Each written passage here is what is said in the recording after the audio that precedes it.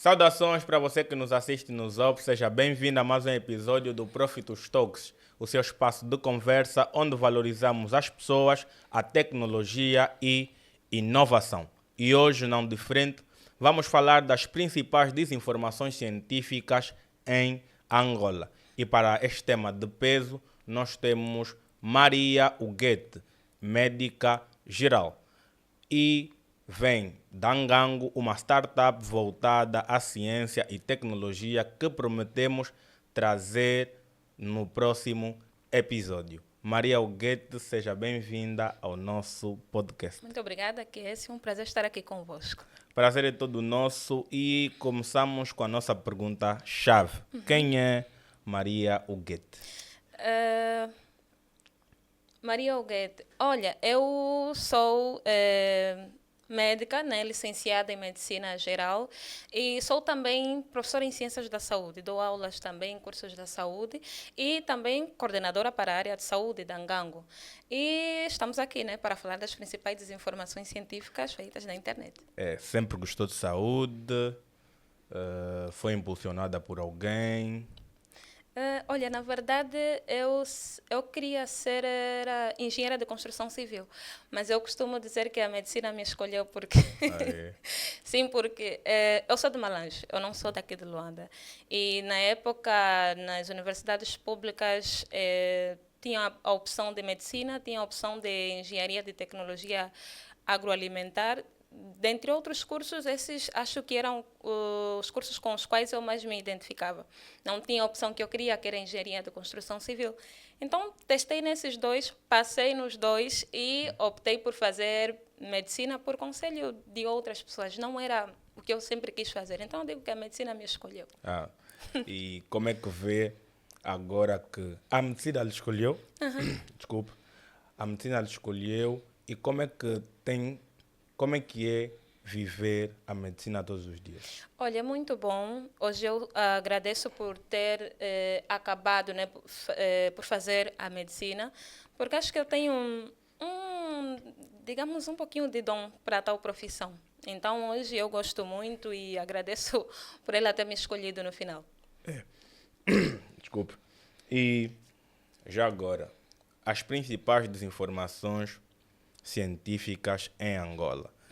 Eu gostaria de lhe perguntar e começar com, não sei se vou dizer, não sei se é um assunto que ainda é debate, mas eu gostaria de saber de si, que é médica, qual é a diferença que existe entre um vírus e uma bactéria. Certo. Sobre a diferença entre vírus e bactérias, isso foi um refute a quando de uma informação de um vídeo que circulava na internet, onde uma profissional de saúde, penso que era médica, né, que foi convidada à TPA para falar acerca de doenças virais, bacterianas. Foi na época que a Covid estava em alta. Vírus, bactérias são bactérias, a diferença só está no nome. Praticamente não tem diferença nenhuma. Essas palavras não são minhas, foram palavras dela nesse caso. E a verdade é que não é bem assim. Vírus e bactérias são diferentes, são coisas totalmente diferentes. E é muito importante saber a diferença entre vírus e bactérias. Parece algo assim muito pontual, muito chato conhecer a diferença de vírus e bactérias, mas vamos já perceber a importância de conhecer essa diferença.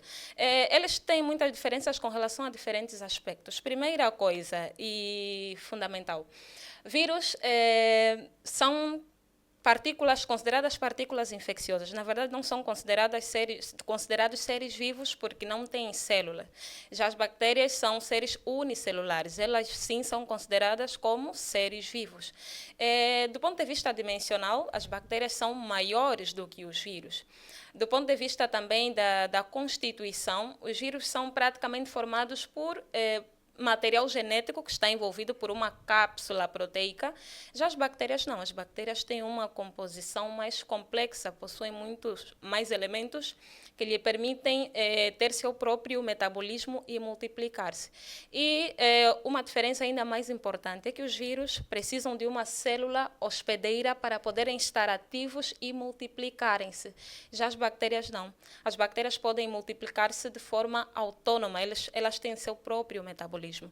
Então, conhecer essas diferenças é fundamental. Por quê? Porque isso orienta profissionais da saúde e não só, outros profissionais também, para muitas coisas. Por exemplo, como abordar uma doença. Não se aborda da mesma maneira uma doença viral e uma doença bacteriana. Exatamente. Se abordarmos uma como outra de forma trocada, não vamos ter sucesso naquilo que é o nosso objetivo, que é tratar. Por exemplo, essa profissional, ainda continuando, dizia que, por exemplo,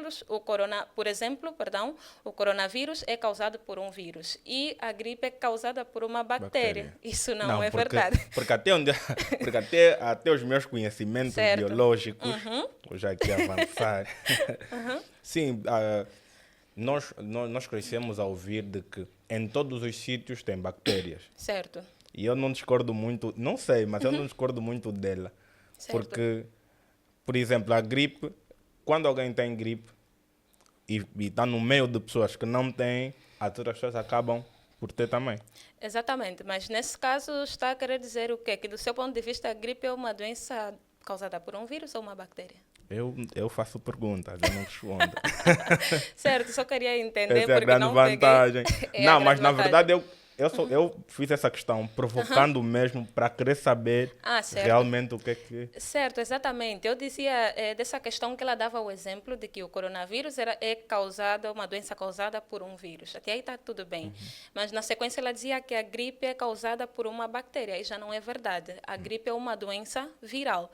Agora, imagina que um profissional da saúde não conhece a diferença entre o vírus e uma bactéria, uma doença viral e uma doença bacteriana. O tratamento será ineficaz, porque ela vai tratar a gripe como se fosse uma doença bacteriana. Aí o paciente não fica curado, a doença pode piorar, entre outras coisas. Ainda sobre desinformação científica, e fala aqui de gripe. E eu gostaria de abrir aqui um parênteses rápido, não esqueça por favor, não esqueça o que ia dizer. Eu já ouvi dizer que, está mesmo na desinformação, certo. Eu já ouvi dizer que a gripe é uma coisa e a constipação é outra. Mas uma sucede à outra. Quem tem constipação pode ter uma gripe. É verdade? Quem tem constipação pode ter uma gripe. Num estado mais agravado pode ter uma gripe. É verdade? Bom, na verdade, tem o termo gripe, tem o termo resfriado, tem o termo rinocinusite. Na verdade, são termos sinônimos que são utilizados mesmo para a gripe. E o que é constipação? A constipação, geralmente referimos também para a gripe. Não tem uma diferença entre gripe e constipação. São a mesma coisa? Sim, são a mesma coisa. Usamos para referir. Estamos já aqui a quebrar a desinformação. Exatamente. Então, constipação e gripe é a mesma coisa. Exatamente, porque nos referimos à constipação quando nós estamos engripados, estamos infectados por um vírus que está a causar a gripe. Agora, isso em termos assim grosseiros, né, e populares, porque também tem outras, como é que eu posso dizer? Usamos a constipação também para outros termos, como é o caso da constipação ou obstrução intestinal, nesse caso, intestinal. Então, isso já em outros fóruns. Isso já em outros fóruns. Sim. Mas são termos sinônimos, não que tenha assim diferença entre gripe e constipação. É gripe, é constipação, é resfriado comum e por aí. E falava do coronavírus, que é causado por um vírus. Sim, falava eu acerca da importância de saber a diferença entre vírus e bactérias. E uma delas é que nos orienta como abordar as doenças. Saber que uma doença é viral, saber que uma doença é bacteriana vai nos permitir tratar adequadamente esta doença. Então, imagina alguém pensando que a gripe é uma doença viral, aliás, que a gripe é uma doença bacteriana, vai tratar como uma doença bacteriana. E o que não bate, não fecha. Então, essa é uma das importâncias importância de saber a diferença entre vírus e bactérias. Outra importância, doenças virais e bacterianas têm via de transmissão diferentes ou que variam e também previnem-se de forma diferente. Por exemplo, vamos lá ver, né? No coronavírus. No coronavírus, nós vimos medidas de prevenção, como é o caso do distanciamento social, do uso de máscaras, da desinfecção das superfícies e das mãos. Isso porque nós sabíamos que é uma doença viral e sabíamos como é que ela se transmite. Então, isso nos permitiu adotar medidas de prevenção para esta doença. Vamos pegar o exemplo de uma doença bacteriana. Clássico, cólera, atualmente tem no país também. Nós sabemos que a cólera é transmitida por via fecal oral, através da ingestão de água ou alimentos contaminados.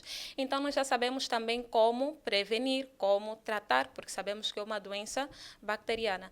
Então, esses, entre outros pontos, são importantes ter em conta para poder abordar diferentes situações. Por isso é que Angango sentiu-se no direito, né, de reagir para desfazer essa desinformação. Por isso é que nós queremos Angango aqui no próximo episódio. Por isso é que nós queremos aqui para quebrar ainda mais a desinformação. E fugindo um pouquinho disto que é vírus e bactérias, no nosso contexto africano principalmente, nós, nas nossas casas, estamos habituados a ver lagartos ou lagartixas, Certo, que normalmente ou que tecnicamente são chamadas de lagartixas domésticas. E na maior parte das vezes, nós ouvimos que se ela cuspir na panela, se ficar próximo dos bidões d'água, se vês uma mata, porque são venenosas.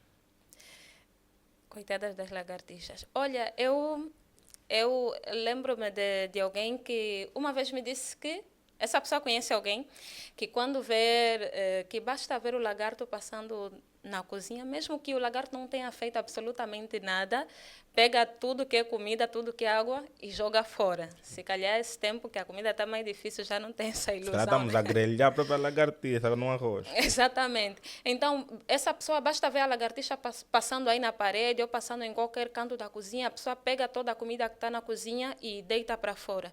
Mas não há necessidade disso, porque hoje em dia já temos certeza científica de que as lagartixas domésticas não são venenosas. Elas não possuem veneno nenhum, não incomodam, não fazem barulho e, na verdade, ainda nos ajudam porque são aliadas no combate contra insectos. Comem moscas, mosquitos, baratas e podem comer até aranhas também. Mas essas são as de casa. As lagartixas domésticas são mesmo essas que são perseguidas por pessoas que estão desinformadas. Características dessas lagartixas. Não estudei assim de forma aprofundada as características, mas são mesmo aquelas que circulam em nossa casa. Penso que as características são aquelas que nós vemos no dia a dia. Sim, no dia a dia, porque as pessoas podem confundir. Existem pessoas que têm árvores em casa, certo, que se calhar vai confundir. As das árvores também podem passar pelo teto e entrar em casa. Certo. E se calhar pode confundir, mas não é o caso. São mesmo aquelas pequenininhas, castanhas, eu acho que tem aquele castanho claro, os olhos pretos. Sim, é mesmo isso. Já reparei, com uma caudinha aí, as 4 patas. São mesmo essas a que estamos a nos referir. Não são venenosas, mas é claro que tem que se ter em conta que elas podem ser vectores para transporte de micro-organismos nas suas patas. Vamos supor que as lagartixas passem por locais sujos, né? E depois vão passar assim em alimentos, em louças e tudo mais, podem contaminar por esta via com bactérias, porque as suas patas estão sujas. Mas não porque elas são venenosas, porque cuspiram no alimento, nada disso. Então, podemos sim ter cuidado com alimentos, com a louça, mas porque elas podem transportar bactérias, outro micro-organismo nas suas patas sujas, eventualmente. Mas não são venenosas. Tá bem. Já quebramos mais aqui uma desinformação. E no que diz respeito ao corpo da mulher em si, sabemos que é o templo do Senhor, deve ser bem preservado, mas mesmo com cuidados e preservação, não podemos colocar aqui em parte, a parte, nesse caso, de que podem pegar doenças. e dentre as diversas doenças que as mulheres podem ter, surge uma que ainda é um pouquinho discriminada, penso eu, mas de grande importância e que eu gostaria de trazer aqui em conversa, que é o vaginismo. E eu gostaria que a doutora me explicasse, não só para mim, mas explicasse o que é isso e como nós devemos agir e atuar diante esta doença. Vaginismo não é uma doença como tal, mas é uma alteração, né? A Angango falou em função disso quando a doutora Luinícia, né, na sua participação no programa do Fly Podcast, dizia que é normal um casal colar, né, durante o ato sexual e que isso é vaginismo. Então, Angango reagiu no sentido de esclarecer, porque não é vaginismo isso que acontece. Olha, tal como eu já disse, eu sou de Malange, não sou daqui de Luanda. E quem é de Malange sabe, da minha faixa etária superior, sabe que, acho que foi na época que eu estava com uns 12, 13 ou 14 anos, circulavam umas histórias por aí de que um senhor que é dono de um restaurante famoso lá, Capri, o restaurante, acho que atualmente está fechado, que o senhor se relacionou com a sua amante e parece que colaram durante o ato sexual. E a crença que circulava por aí é que geralmente isso é um feitiço lançado pelo parceiro que foi traído, nesse caso. Então, o ato, né, de um casal colar durante o sexual não é vaginismo. Isto acontece, esse fenômeno é conhecido como pênis captivus ou pênis preso. E pode acontecer e não está necessariamente relacionado a feitiço, né? Porque não posso também descredibilizar que a questão do feitiço nunca se sabe. Mas o que sabe é que está documentado na literatura médica. O que acontece é que são casos raros. E o pênis captivus ou pênis preso acontece quando os músculos do assoalho pélvico da mulher se contraem, eles sofrem espasmos e se contraem e o pênis fica preso. Isso pode acontecer por fatores físicos, como infecção do trato urinário, ou fatores emocionais, como é o caso do medo da dor sexual, traumas por ter sofrido abuso sexual na infância. Então, isso pode desencadear aí a contração dos músculos do assoalho pélvico, naquela região pélvica, e o pênis fica preso. O que acontece é que são casos muito raros e são poucos documentados na literatura médica, então, tanto que algumas pessoas ainda pensam que é mito. Dos casos que ouvimos a falar, eu particularmente nunca tive certeza de nada. Na internet tem alguns vídeos circulando de casal colados e tudo mais, mas hoje em dia não temos como certificar se realmente aconteceu ou se é tudo fake, porque tem aqueles perfis sensacionalistas que inventam de tudo em troca de likes e tudo mais. Mas a verdade é que não se trata de vaginismo. O pênis preso, sim, acontece por causa do vaginismo. O ato, né, da colagem do casal durante a relação sexual, conhecido como pênis captivus, que vai ser causado, então, pelo vaginismo, e não é vaginismo. Essa é a questão. E o que é realmente o vaginismo? O vaginismo, tal como eu já disse, é uma alteração que é caracterizada pela contração dos músculos, pelo espasmo dos músculos do assoalho pélvico da mulher. Então, quando o pênis é inserido na vagina, né, se esses músculos contraírem, é como se fosse a fechar o canal vaginal e o pênis fica lá preso. Outras dificuldades que a principal característica desse caso do vaginismo vai ser a dispareunia, que é a dor durante a relação sexual. Pode ser muito difícil para a mulher a questão do vaginismo, também pode experimentar ardência.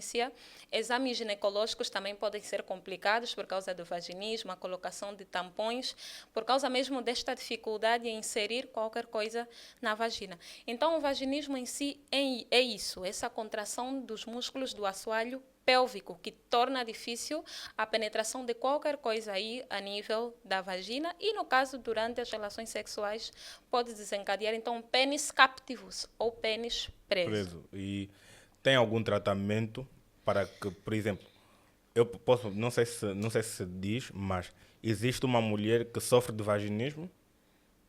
Sim. Tem muitas mulheres que sofrem de vaginismo.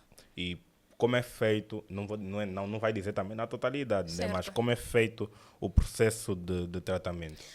Tem vários tipos de tratamento que variam também de mulher para mulher, porque muitas mulheres podem apresentar sintomas mais severos de vaginismo, mas outras podem apresentar sintomas mais leves. Então, tem especialistas que realizam tratamento para vaginismo e tem várias etapas e o tratamento pode ser individualizado também dependendo de mulher para mulher e dependendo de como é o vaginismo nesta mulher de maneira particular. Agora, durante a colagem, né, se posso aí dizer assim, durante o ato sexual, acredita-se que não existam muitos casos relatados de vaginismo, de pênis captivus, não existem muitos casos documentados porque é uma situação que não é considerada um problema grave. Na verdade, é um problema temporário, que se o casal aí relaxar e tudo mais, depois os músculos relaxam e o casal pode se separar.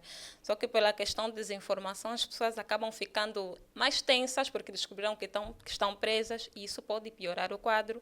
Não entendem, não sabem que isso é temporário e acaba que nós vemos, né, duas pessoas aí coladas, sendo levadas de ambulância para o hospital e tudo mais, e essa humilhação toda.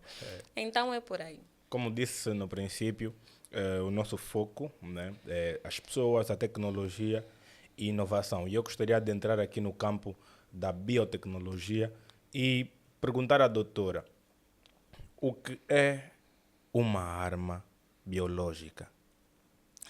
O que é uma arma biológica? Se eu lhe perguntar assim, se pode me dar um exemplo de uma arma que pode causar uma destruição em massa, o que é que me diria? Para dar um exemplo de um acontecimento? Não, de uma arma que pode causar uma destruição em massa, destruir cidades inteiras, matar muitas pessoas. Não sei se consigo perceber, mas de uma arma consegue matar... Destruir cidades inteiras, massa. que tem um poder de destruição devastador. Uma nuclear, não? Uma nuclear. Na verdade, essa é a ideia que, né, a maioria das pessoas tem quando se fala de uma arma que destrói de forma devastadora uma determinada região ou que mata várias pessoas, uma arma nuclear. Só que existe também a questão das armas biológicas que têm o mesmo potencial. Falamos de armas biológicas quando se utilizam micro-organismos, já sejam bactérias, vírus ou fungos, ou as suas toxinas, para destruir ou para adoecer seres humanos, animais, ou destruir também plantações inteiras da agricultura de um determinado país. Por isso é que temos aí a questão armas biológicas, bio de vida, porque aí já se utilizam micro-organismos para adoecer ou matar pessoas. Já não é uma arma nuclear, já não é um míssil, não é uma arma de fogo, mas sim uma arma biológica. E a questão das armas biológicas já data de muito tempo. Na época em que, na época das guerras anteriores, né, já o ser humano tinha a cultura, né, algumas coisas que já aconteciam antes, por exemplo, é que um determinado povo, né, um determinado lado, pega já pessoas falecidas de uma determinada doença.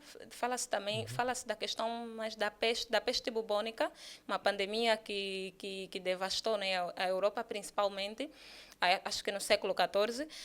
Pessoas que morriam de peste eram pegadas e lançadas noutra cidade. Isso com o quê? Com o objetivo de que as pessoas daquela cidade entrassem em contato com o cadáver e adoecessem. Então, a questão de armas biológicas não é de hoje, já acontecia antigamente. Quer dizer, não vou lançar mísseis, não vou dar tiro para o meu adversário, exatamente. Lanço uma doença, eles ficam doentes e também enfraquecemos até certo ponto. Então, é por aí a questão das armas biológicas. Tem um ataque por armas biológicas desse jeito que eu acabei de explicar, que é lançando um cadáver que morreu por uma determinada doença. Mas atualmente já não, atualmente... Vamos chegar lá. É ali onde eu quero chegar também. Lançando um cadáver que possui uma determinada doença, ou mesmo um animal infectado também, ou lançando um animal infectado num poço de água que depois vai contaminar muita gente. Essas são as conhecidas armas biológicas de primeira geração, que eram mais utilizadas antes. Só que depois vieram as armas biológicas de segunda geração, geração, que é quando já se pega o micro-organismo em si, o próprio vírus, a própria bactéria, e é mandada de alguma maneira, já seja por explosivos, já seja por sprays de aerossol, já seja na forma de pó, também é possível. Ou seja, o próprio organismo já purificado, já não é um cadáver que está a levar o micro-organismo, é o próprio organismo purificado que vai ser mandado para causar a doença. Então, e tem também as armas biológicas de terceira geração. Nas armas biológicas de terceira geração, tem constituído o medo atualmente de muitos países, porque atualmente o que está a acontecer é que está a se fazer edição genética de micro-organismos. Imagina micro-organismos que são editados geneticamente para resistir aos fármacos, aos antibióticos, e alguém libera esse micro-organismo. Quer dizer que por mais que você tentar tratar, não dá certo. Então, essas são as armas biológicas de terceira geração que faz-se, né, através da edição genética, essa é biotecnologia, edição genética do micro-organismo, tornando ele mais resistente aos fármacos. Ou também pode-se fazer com os insetos que vão estar resistentes aos pesticidas. Então, a pessoa ou o governo, tanto faz, lança essa arma biológica e você não tem como se defender. Então, é isto a questão das armas biológicas. Nós, às vezes, nos distraímos muito com arma nuclear, míssil e tudo mais, e não sabemos se, em verdade, os surtos e as epidemias que têm acontecido no mundo têm acontecido de forma natural ou intencional, através de armas biológicas. Com isso, eu gostaria de provocá-la aqui. Há um tempo, acho que há uns 10 anos atrás, 10 anos atrás, não, há 10 anos, ocorria informações de que o mundo está muito cheio, tem muita gente, então tinha que se fazer redução da população e seria feito à base de armas mesmo biológicas. Certo. E surgiu o coronavírus. Acredita ser uma arma biológica ou é só um vírus que espalhou-se pelo mundo todo e depois os teus colegas conseguiram acautelar? Olha, até onde eu me atualizei ainda não se sabe bem a origem do coronavírus, mas não podemos negar a teoria de que algumas doenças ou armas biológicas são liberadas para a redução da população. Não é algo que posso dizer que é verdade, mas também não podemos dizer que é mentira. Mas algo que pode dizer se é verdade ou é mentira é a questão da tala, a nossa arma biológica nacional. Essa é a nossa arma. A arma biológica nacional. A questão da tala é muito subjetiva. Eu perguntei para algumas pessoas qual é o conceito que elas tinham de tala e a maioria me respondeu que a tala é uma ferida, né, que pode ser lançada ou mandada na perna, no pescoço, no braço, na boca, nos órgãos genitais, qualquer parte do corpo. Mas qual é o problema com a tala? É que existem infecções da pele e de partes moles, que nós chamamos assim, que estão bem documentadas. Sabe-se que bactéria causa, que sintoma causa, como é que essa lesão evolui. E muitas dessas infecções da pele e parte mole que estão documentadas cientificamente podem ser confundidas com as mesmas lesões que chamamos de tala. Então, por isso é que eu disse que a questão da tala é muito subjetiva. Porque para uma pessoa vir me dizer que isso é tala, primeiro tem que me provar que não é, por exemplo, uma gangrena de Fournier, que é uma infecção bacteriana que afeta a área genital masculina, fica toda exposta com lesões abertas. Lembro-me de um paciente que tinha gangrena de Fournier e apareciam, a carne foi desaparecendo e apareciam mesmo os testículos, imagina, que estão lá dentro, né, da bolsa escrotal. Imagina que todo aquele tecido, perdão, vai sendo devorado por bactérias até o ponto de aparecer os testículos. Então, numa área, numa população com desinformação, vão dizer que essa pessoa recebeu tala daquela região genital. Sim, mas a título de curiosidade aqui, curiosidade, até onde eu já cheguei de pesquisar e ouvir e ver, remonta o mato propriamente de Quimbo, de viver de ser sustentado pela caça. E há muito tempo, os mais velhos, isso eu ouvi de um soba, num programa também televisivo, os mais velhos pegavam, faziam essas armadilhas com algumas coisas que eu nem sei o que são, mas faziam essas armadilhas com um propósito, eles iam espalhando, né? E os animais que passavam pelas regiões onde eles não conseguiam chegar, quando passassem por aí, ficavam enfraquecidos, com um ferimento na pata, nesse caso, e já não conseguiam andar, e eles só chegavam e matavam. Na verdade, até onde eu sei resumidamente, esse era o propósito. Esse era o propósito. Mas, hoje, né, os nossos irmãos usam a nossa arma biológica de caça, usada anteriormente para caçar os animais, para caçar uns aos outros. Pessoas, Para exatamente. caçar pessoas mesmo. E não podemos aqui fugir muito. Não vou dizer fugir desse tema, porque já vai explicar cientificamente. Mas este é um tema que carece mesmo de muita atenção. Por quê? Porque é usado de má forma, quando na verdade foi concebido para a utilização de caça, ou para caçar. E nós estamos a caçar uns aos outros. E normalmente, ou habitualmente, nós vemos que quando dizem que alguém tem tala, é no pé. Se bem que já ouvi que se pode mandar em outras redes, não sei se envia, como é que se envia, não sei Certo, também. vamos usar o termo mandar. Eu nunca mandei tala a ninguém, então se enviam na perna, se a pessoa pisa, se a pessoa come, não sei. Certo. Mas é mais na perna. É mais na E eu já vi pessoas com elefantíase, não sei se é assim que se diz. É mesmo assim. Já vi com pessoas com elefantíase, mas as pessoas diziam que era tala. Certo. Então, como é que, mesmo que eu observar que tenho um ferimento no pé, isso vai alastrando, se calhar por mau cuidado ou coisa Exato. parecida, como eu vou distinguir que é só uma infecção e como é que vou saber que é tala? Na verdade, o cidadão comum não consegue diferenciar assim, por isso é que tem os médicos, né?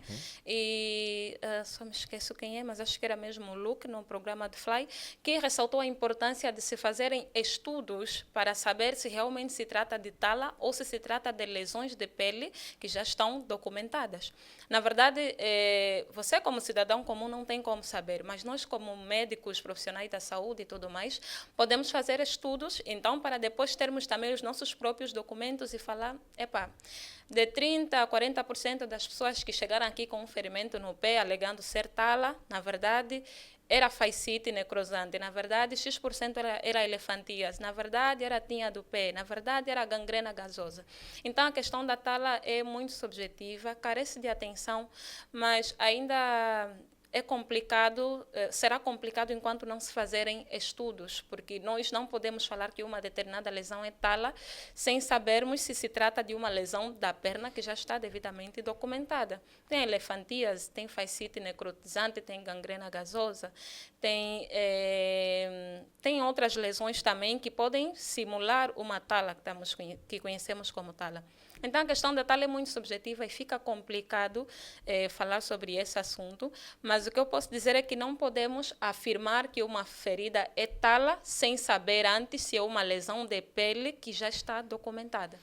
Porque na verdade, mesmo até nos hospitais, os teus colegas, não vou dizer doutores, os teus colegas, sim, vou mesmo usar esse termo, fogem. Certo. Estás a ver? Fogem, porque o paciente chega já num e principalmente já num estado muito avançado da infecção, não vou dizer tala da infecção, e o doutor trata, mas até o próprio doutor diz, olha, vai ainda ver num outro sítio, porque isso parece ser tala. Medicinalmente, ainda não temos um tratamento para aquilo que se chama propriamente tala. Bom, para aquilo que se chama propriamente tala, não, mas para infecções de pele e partes moles que já estão documentadas, existem tratamentos, principalmente com antibióticos.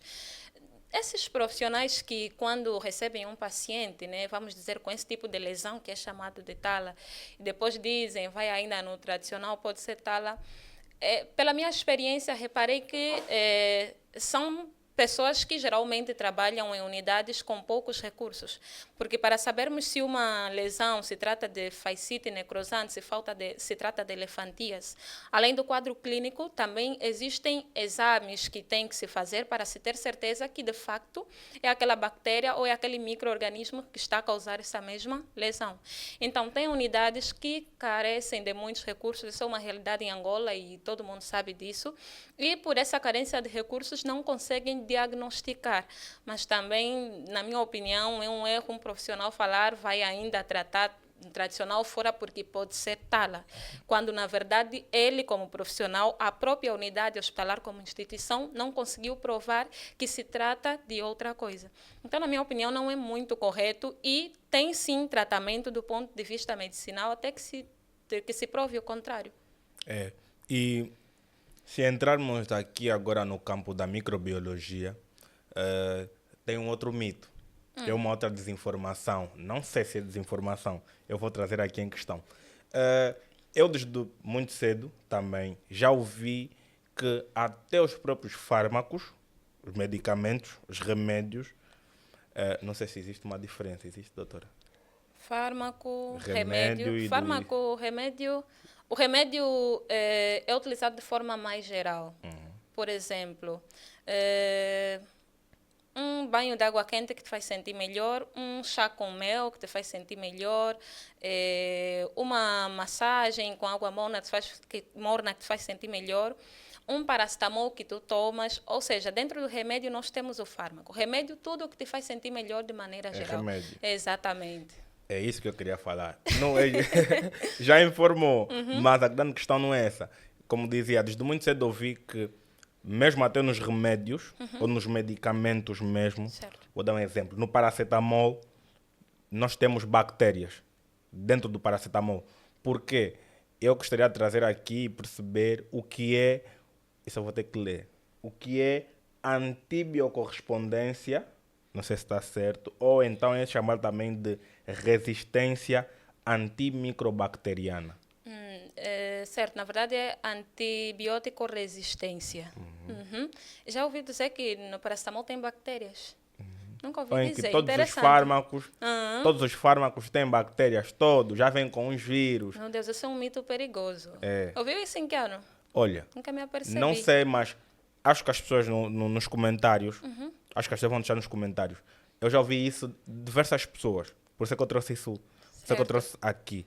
E que todos os medicamentos, além de serem benéficos, claro, para a saúde, nós temos ali nós temos várias composições químicas que depois dão um remédio. Certo. Mas dentro destes remédios ainda são colocados também algumas bactérias que são benéficas. Não maléficas, mas são benéficas. Bom, isso é um mito muito, muito perigoso. Mas, que eu saiba, não são adicionados micro-organismos em fármacos, como é o caso de paracetamol, que deu aqui exemplo. Simplesmente o princípio ativo e outros excipientes que vão dar a forma e o sabor do medicamento. E falava da questão da antibiótico resistência. Um problema de preocupação mundial, né, tanto que a OMS alertou que em 2050 podemos ter muitas mortes só por causa da antibiótico resistência. Mas o que é essa antibiótico resistência? O que acontece é que atualmente muitos dos micro-organismos, principalmente bactérias, estão a se tornar resistentes aos antibióticos. Antibióticos são fármacos que nós utilizamos para tratar infecções bacterianas. Só que atualmente, por causa do nosso uso indevido dos antibióticos, estas bactérias têm se tornado resistentes. Imagina você está com uma febre tifoide, você toma o fármaco antibacteriano para tratar e isso já não causa efeito nenhum ou praticamente nenhum na bactéria. Isso é muito grave. Imagina daqui a algum tempo, tal como disse a OMS, em 2050, quando essas bactérias estiverem ainda mais resistentes e uma boa parte da população do mundo está doente doente, mas toma esses fármacos e já não tem efeito nenhum. Isso vai aumentar em muito a taxa de mortalidade. E essa é a preocupação da OMS. Então, e isso acontece principalmente por causa do nosso uso indevido de fármacos, principalmente de fármacos antibióticos. Te dão... por exemplo, no caso que estávamos a falar de vírus e bactérias. É isso. Imagina que a médica pensa que a gripe é uma doença bacteriana, vai tratar com antibióticos, quando na verdade não devia, porque a gripe é uma doença viral. Antibióticos são para doenças bacterianas. Se eu já estou a dar um antibiótico para uma doença que não deveria, já estou a dar um antibiótico de forma indevida. Isso pode contribuir também para que micro-organismos se tornem resistentes quando nós damos o antibiótico de forma indevida. Médico receitou antibióticos 6, 14, 22. Bebo às 6, às 14 tenho preguiça, às 22 dormi, dia seguinte vou beber mais às 6, talvez vou falhar às 14, vou beber às 22. Ou seja, não sigo o programa de tratamento. Não é à toa que se dá um horário que temos que cumprir. Isso é com o objetivo mesmo de causar o efeito desejado no micro-organismo e, consequentemente, nos livrarmos da doença. Então, quando nós descumprimos com tudo isso, as bactérias podem se tornar resistentes. E elas fazem isso através de diferentes mecanismos. Algumas bactérias, elas têm a capacidade de impedir a entrada do fármaco para elas mesmas. Outras têm a capacidade mesmo de, uma vez que o fármaco entrou, bombear o fármaco de volta para fora. E outras ainda têm a capacidade de alterar o próprio fármaco para não causar aquele efeito aí prejudicial a elas. E existem ainda aqueles casos em que duas cepas ou duas espécies de bactérias se encontram no mesmo corpo e trocam informação genética e dá origem a bactérias que são mais resistentes. E agora, o grande perigo disso, tem pessoas que pensam assim, do tipo, quem faz uso indevido de antibióticos é ele. Eu tomo no horário certo, eu tomo para as doenças certas e eu não vou desenvolver a resistência a antibióticos. Só que não é assim. Na verdade é que se eu faço uso indevido de antibióticos e a bactéria evoluiu e se adaptou e se tornou resistente aos antibióticos no meu corpo, quando ela sai do meu corpo, ela já vai para o teu corpo com a mutação.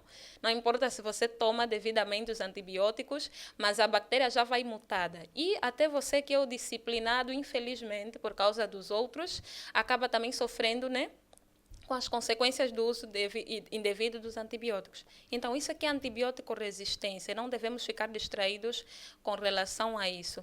Tanto que a OMS, né, e outras organizações da saúde aconselham que os médicos prescrevam antibióticos só mesmo para situações necessárias, porque, caso contrário, daqui a algum tempo enfrentaremos problemas sérios, porque já estamos, acho que, há quase 2 décadas que não se inventa um antibiótico novo.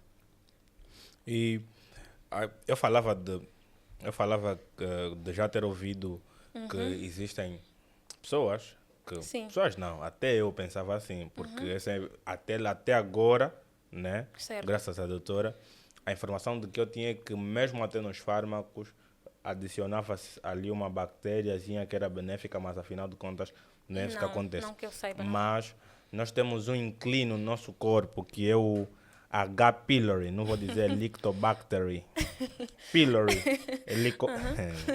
Meu inglês está fraco, Nome doutora. bonito. Bonito? Helicobacter pylori. Exato. O inglês está fraco, doutora, mas Mas por saiu. favor, diz lá como é que ele resiste, como é que ele sobrevive no nosso estômago. Helicobacter pylori. Olha, eu considero a Helicobacter pylori um estrago que já está feito e muito bem feito, porque é uma bactéria que vive em quase 50% no estômago de quase 50% da população mundial. Olha, nós ficamos doentes, as pessoas ficam doentes e nos diferentes quadros de enfermidades são afetados órgãos diferentes. E no caso da Helicobacter pylori, tem uma doença que se relaciona muito com ela, que é a gastrite, principalmente a gastrite crônica. A Helicobacter pylori é uma bactéria que pode ser adquirida através de, por via oral, quando ingerimos alimentos contaminados. Pode ser também transmitido através do beijo, quando beijamos uma pessoa que é portador da bactéria. Também a bactéria pode estar presente na saliva. Esse hábito, né, já dizia o meu parceiro Lucano, o hábito que muitas mães têm de mastigar o alimento, depois colocar na boca do bebê, é um fator de risco também. E geralmente nós adquirimos esta bactéria na infância e podemos ver com esta bactéria ao longo de toda a vida. Sim, mas começou bem. Certo. Começou bem, mas terminou de uma forma boa, bonita, biologicamente, mas para mim trouxe uma confusão. Nós contraímos na infância. Sim, geralmente. Geralmente na infância. Na infância. E doutora, quando falava do beijo, é o beijo que as mães dão para os bebês ou é mesmo esse beijo? É mesmo esse beijo. Doutora, É vai mesmo fazer, esse doutora, beijo. doutora vai fazer não beijar mais, doutora. Não, é só para terem cuidado, para não beijarem qualquer boca, qualquer pessoa. Não necessariamente que tem que parar de doutora, beijar. Também é uma via de transmissão, infelizmente. Agora, tem pessoas que, se calhar, já fizeram um teste de H. pylori, um teste que se manda comumente para pessoas que têm problema de gastrite. Ou problema de dor de estômago, para outras pessoas Não, entenderem. doutora, isso é bonito até. O teste de quê? H. pylori. Teste de H. Quando não pylori. queremos falar de Helicobacter pylori, falamos Sim, só já teste de H. pylori. Teste de H. pylori. Doutora, se o próprio teste, não estamos a fazer. O próprio teste mesmo que eu... Não, estamos em biologia, posso falar. Se o teste de HIV, Certo. não estamos a... Percebo onde quer chegar. Primeiro é que o beijo, assim, para mim já está restrito. 2 beijos Não por semana. necessariamente. Beijo só 2 vezes por semana. Aí em casa, beijo só 2 vezes por semana. Não por aí. Sim. Se o teste da HIV não estamos a conseguir fazer, é o teste de H. pylori que nós vamos fazer. Mas não que precisa se fazer assim o teste de forma massiva, né? Porque não é uma doença também. Tal como eu já disse, é um mal que já está feito. Imagina que é uma bactéria que coloniza o estômago de 50% da população mundial. O bom é que nem todo mundo desenvolve a gastrite. E também nem todo mundo desenvolve outras complicações que são induzidas por essa bactéria, como é o caso do câncer do estômago. Mas o que acontece? Quando essa bactéria ela chega no nosso estômago, ela tem mecanismos para sobreviver ao ácido gástrico.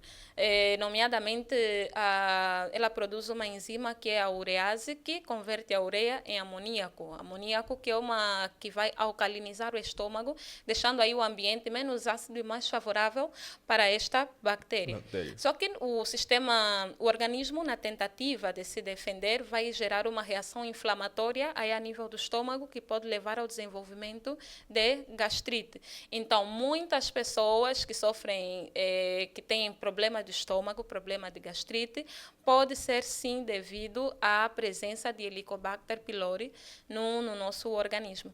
Então, é importante que, quando uma pessoa tem problema de gastrite, consulte. E nós, geralmente, os médicos, como sabemos que esse é o vilão principal da história, geralmente indicamos o teste de H. pylori. E a boa notícia é que a bactéria pode ser erradicada, ou seja, erradicada não, prefiro utilizar o termo eliminada. Ou seja, podemos nos curar da bactéria com antibióticos. Essa é a boa notícia. E é uma boa notícia também saber que estamos aqui a falar sobre as principais informações científicas em Angola. Chegamos quase ao fim, mas antes mesmo vou pedir à doutora que, em remate final, dê algumas sugestões de cuidados para nós. Vou dizer primeiro do cuidado pessoal, depois do cuidado coletivo, e também eu gostaria muito que deixasse um conselho para todos e principalmente sobre o H. pylori. Sim. Certo. Sobre o H. pylori, tal como eu já disse, né, é uma bactéria que coloniza boa parte da população mundial, mas coisas que podemos fazer, né, para evitar a transmissão, ter cuidado geral de maneira com os alimentos, a partilha de talheres também com pessoas que têm também um fator de risco, o hábito que as mães têm de mastiga, coloca na boca do bebê também deve ser evitado, a questão dos beijos, beijar qualquer pessoa. Você tem a tua parceira, mas está mais com essa, está mais com aquela, então também é um fator de risco, infelizmente. Então, são essas medidas que devem ser tomadas, são essas coisas que devem ser evitadas para reduzir o risco de adquirirmos a infecção por H. pylori. Mas, tal como eu já disse, o bom é que nem todo mundo... Por exemplo, eu atualmente não tenho nenhum problema gástrico, nenhum problema de estômago. Então, mas se calhar se eu fazer o exame, tenho a bactéria presente no meu corpo. Tal como outras pessoas que carregam a bactéria durante toda a vida e podem não apresentar sequelas clínicas. Tá. E essa foi a nossa conversa com a doutora Maria Huguete, ela que vem da startup Ngango, voltada a questões científicas e tecnológicas. Falamos sobre as principais desinformações científicas em Angola. Agradecer também Lucano Sebastião, o Shelve Paulino e Jussara Fernandes por terem disponibilizado e terem cedido à doutora Maria Huguete para essa entrevista. Não se esqueça, comece pequeno, mas comece. Profit Talks, até o próximo episódio.